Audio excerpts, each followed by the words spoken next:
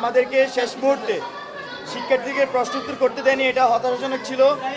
আরেকটি বিষয়, যে নির্বাচন আচরণবিধি, আমাদের কাছে মনে হচ্ছে আচরণবিধি একটা মূলা ঝুলানোর মতো। তার কারণটা হচ্ছে আমরা 19 সালের ডাকসুতে দেখেছি ছাত্রলীগ আচরণবিধি ভঙ্গ করলেও তাদেরকে কোনো ধরনের আইনের আওতায় আনা হয়নি, তাদের বিরুদ্ধে কোনো ব্যবস্থা নেওয়া হয়নি।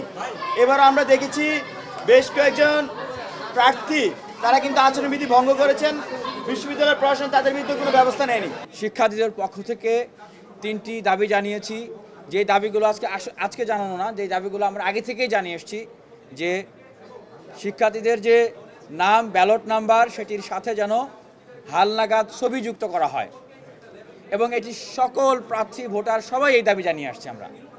দ্বিতীয়ত, আমরা যে দাবিটি জানিয়েছি যে ঠিক ডাকসু নির্বাচনের আগ মুহূর্তের দিনগুলোতে যেই ডিপার্টমেন্টগুলোতে গুরুত্বপূর্ণ পরীক্ষা থাকে, যেহেতু ডাকসু এটা একটা ক্যালেন্ডার ইভেন্ট হওয়ার কথা, ক্যালেন্ডার ইভেন্ট হলে স্বাভাবিকভাবেই কোন ডিপার্টমেন্ট কোন পরীক্ষা কবে হবে সেক্ষেত্রে ঠিক আগ মুহূর্তের দিনগুলোতে একটা ফ্লেক্সিবিলিটি থাকার কথা। এটা কিন্তু আমাদের দায় না, this is not our liability, এটা বিশ্ববিদ্যালয়ের প্রশাসনের লায়াবিলিটি। সুতরাং ওনারা শিক্ষার্থীদের উপরে এই বিষয়গুলো জোর করে চাপিয়ে দিতে পারেন না। অবশ্যই আগের দিনগুলোতে যাদের গুরুত্বপূর্ণ পরীক্ষা রয়েছেন সেই পরীক্ষাগুলোকে যেন কিছু রিশিডিউল করা হয়, যেন সবার জন্য ফ্লেক্সিবিলিটি হয়। কারণ এত প্রার্থী ভোটারদের কাছে যখন যাবেন তখন কিন্তু এটা আসলেই একটা, যাদের একদম ঠিক আগ মুহূর্তে যদি গুরুত্বপূর্ণ পরীক্ষা থাকে তাদের জন্য ক্ষতি হবে।